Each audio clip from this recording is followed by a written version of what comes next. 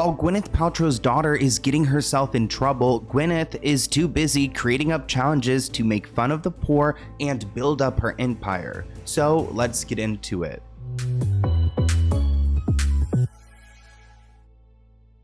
I think Gwyneth Paltrow is a fascinating person, and recently I made a video about her daughter Apple Martin being a bully, and it got quite the response from you guys, and even some people reached out to me. One person writes, in response to Apple, I've wondered when this might come out. My kids are the same age as her and we lived in the West LA area when they were in grade school. Apple was widely known as a bully, and her grade school clique was called the Bad Apple Gang. She was really awful. I'm pretty sure she attended John Thomas Dye at the time, although she may have been at Curtis. Well, another email references the story we covered in which she was possibly expelled from her Harvard school that she was attending, that her father was so adamant that she went to. They write that she was part of the Cartier girl group, where only girls with the new and very pricey Cartier love bracelets could be a member. The clique of girls mocked and bullied other students who couldn't afford them. A mother of one of the girls who was teased told my friend, who owns a famous store in LA,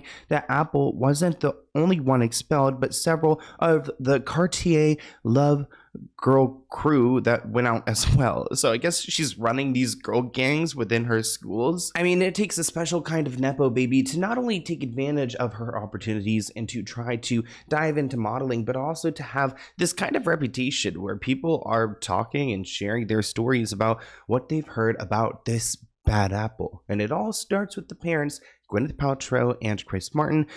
Although Apple is an adult, you know, we're not going to put all the blame on her because she was raised in this environment, though it's not stopping her from being a bad person, and it doesn't seem to be stopping her anytime soon.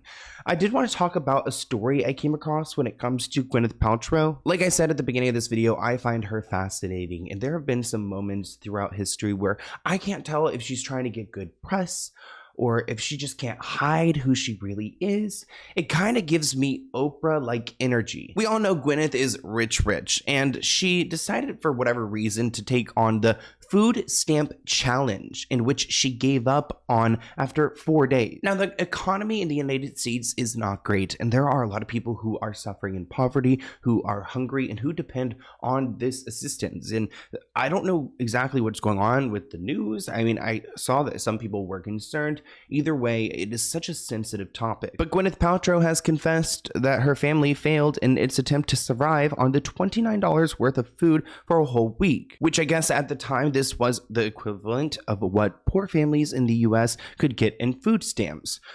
Why is she doing this? Gwyneth and her colleagues at Goop.com, oh gosh, can you imagine your boss forcing you to take on this challenge?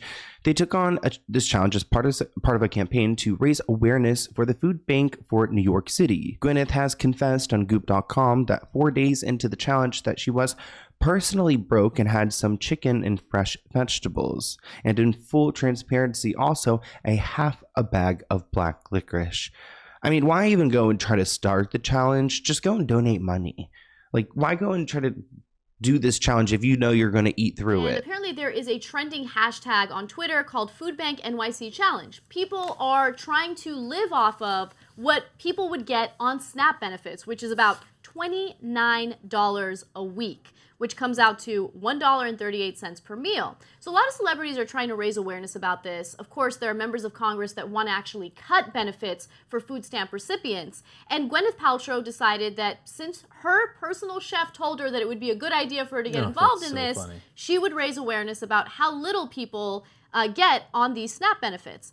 You know what's worse than getting injured? Fighting with the insurance company afterwards. They will often stall, delay, and lowball you because their goal is to pay you as little as possible because they are not on your side. That's where Morgan & Morgan comes in. They are the largest injury law firm in America with over 1,000 attorneys and millions of clients served. They've secured billions of dollars for settlements and verdicts, including a $26 million payout in Philadelphia, 40 times more than what the insurance company originally offered. And the best part about Morgan & Morgan is that they don't charge anything up front. There is no consulting fee, there's no hourly rate, there's no hidden cost by going and getting them to help you out. So if you've been hurt in an accident, Morgan & Morgan has your back if you become their client. You can go to forthepeople.com/Sloan or scan the QR code on the screen to start your claim now. You probably could get it submitted before this video is even over with.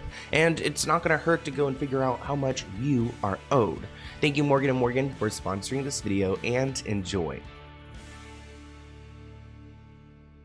Now, I think there is a way to check your privilege, to humble yourself, but also not to turn it into a news story, let alone an embarrassing news story where you ultimately fail. 1.7 million New Yorkers depend on food stamps. And keep in mind, they live in New York, so they don't have a lawn where they can go and plant something or go and grow anything. It's just building. So you just have to go and buy your food. And even getting off of the island or peninsula or whatever New York is considered, New York City. I mean, that's like, you know, that's difficult. That's expensive on its own. So 1.7 million people, that's a lot. That works out to about $1.38 per meal. Gwyneth uses her brand to publicize her lifestyle and eating habits, which are termed healthy or fattish, depending on the perspective or exactly what she's trying to promote. We did a deep dive on her and on my Let's Get Into a podcast, and it's crazy the amount of different things she's tried to promote over the years. Now, there were plenty of reactions to Gwyneth's challenge. She was trying to take on the food stamp challenge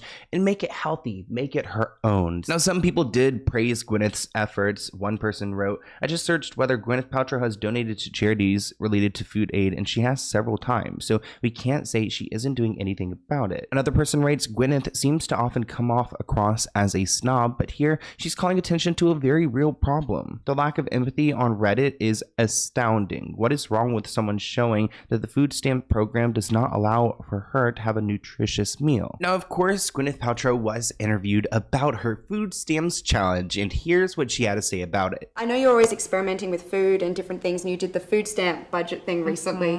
What did that experiment teach you? You know, it taught me that you cannot eat fresh, whole, affordable food if you are living at the poverty line. Yeah. And it's devastating, and it's very, very worrisome. Now, I actually really appreciate how she is bringing awareness to this issue. I think it's cool because she is a big celebrity. The problem is that she only lasted for the 4 days, that she finished the challenge by rewarding herself with an $80 gourmet meal at the Animal Restaurant in Los Angeles, a bougie restaurant, which of course sparked some criticism on Twitter for her going and celebrating in a way that no one could who's actually living this challenge every single day that she decided to do for fun. It's also hilarious when you see how she approached this challenge, because living on food stamps, it's difficult, but the way that she spent her food stamps was so reckless. Like,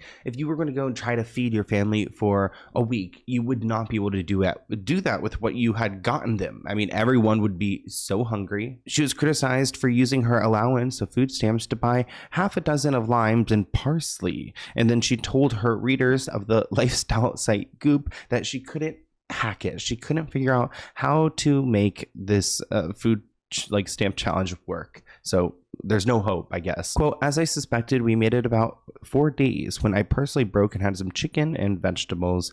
My perspective has been forever altered by how difficult it was to eat wholesome and nutritious on that budget." A lot of people also criticized what she had chosen. I mean, again, because we've got like a bunch of limes, which who's eating that? We've got barely any carbs, some vegetables that will go bad pretty quickly.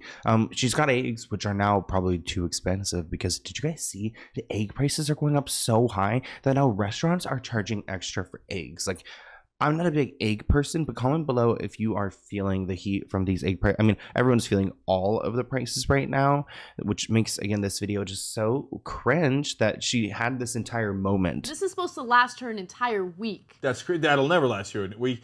And I fully disagree with everything she's bought here. Right, but it's Gwyneth Paltrow. She wants to weigh 95 pounds. So what are you doing with lime? Lime is a luxury you can't afford on $29 a week.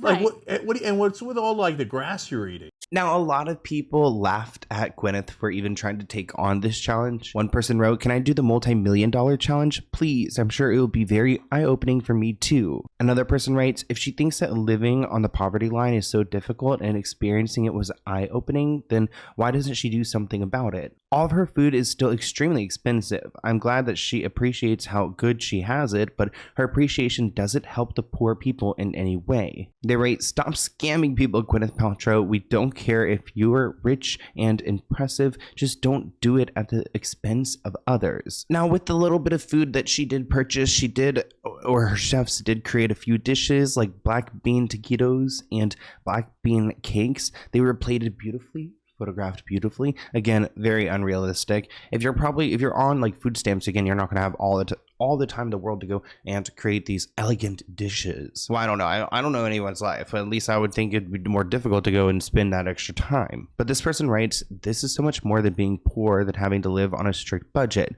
There's an avalanche of stress that surrounds poverty, and survival consumes every living thought. This stress leads to all kinds of health problems. All of these issues make you unhealthy, a miserable person, which in turn makes it even more difficult to find a decent job. In order to truly understand what it's like to live on food stamps, Gwen, and to be poor, you actually need to be poor. You can't just take the food stamp challenge from your mansion. It's not the same, especially for only like 4 days. And I don't even believe it was 4 days. It was probably 3, like 2.5, and then she broke. I mean, honestly, Gwen, you were probably like sneaking things at night, waking up at night, going down to the kitchen, making sure nobody from your Goop team sees you. You know, people who are barely making ends meet are really not given a lot of option in what they can feed their family, and it was very eye-opening for me. It was really it was an amazing thing to do, and I'm really glad I did it. It gave me a lot more understanding, and a lot more gratitude that I can afford fresh produce and organic chicken and things that I take for granted. Gwyneth ultimately gave herself a C- when it comes to the food stamp challenge, and I can never imagine myself taking on something like that. I just think it seems so like bizarre and unhelpful. Like, it doesn't actually change anything in the world. And looking at like the latest headlines, I was looking up Gwen's name. It is crazy how many articles come out about her like every single day. Like, her PR team must be working crazy. Gwyneth Paltrow stuns fans with jaw-dropping 16 candles milestone. Gwyneth Paltrow is a fan. Now you can try this new drink. Amazon listed sauna that looks just like Gwyneth Paltrow's. Gwyneth Paltrow, Demi Moore, Kelly Rowland will celebrate a Crate and Barrel event. Just so many. She sells her LA home for $22 million. Manifesting. And I hope you guys are manifesting some good things too. Comment below if you've got any manifestations. It's not too late to have you know, a 2025 like New Year's resolution. It could be like a, you know, 25% through the year's resolution. I'm totally down with those because I need to start just getting my routine back. I've been traveling so much. It's been great, but also I like my space. I like my home. I like being in my bed. Oh my gosh. Even though my neck is feeling, it's okay. A little bit stiff, but I hope you guys are doing well. I miss you all. And I hope you enjoy or like this merch. What do you guys think? Sloan, let's get into it. I love it. You got a little like magnifying glass right here with an S on it. Yeah, see that? It's so cute. It's so comfortable. It's just like, and look at it. I look like sleek, slimming. That was important. But I hope you guys enjoyed this video, and I'll see you in a new one soon. Bye, guys.